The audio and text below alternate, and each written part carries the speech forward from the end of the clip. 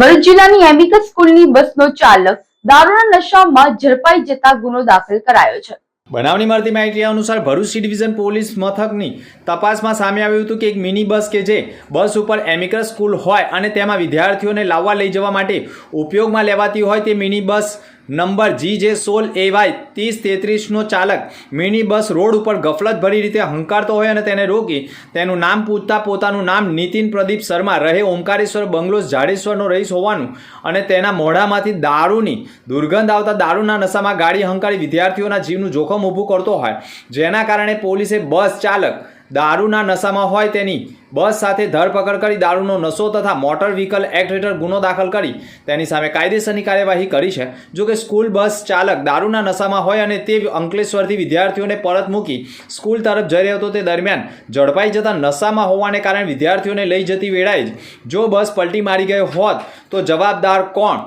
બસ ચાલક દારૂના નશામાં કોઈ અકસ્માત સર્જે તો જવાબદાર કોણ? સ્કૂલ સંચાલકોએ હાલ તો આ નશેબાજ ચાલકને સસ્પેન્ડ કરી દીધો હોવાનું કહ્યું છે।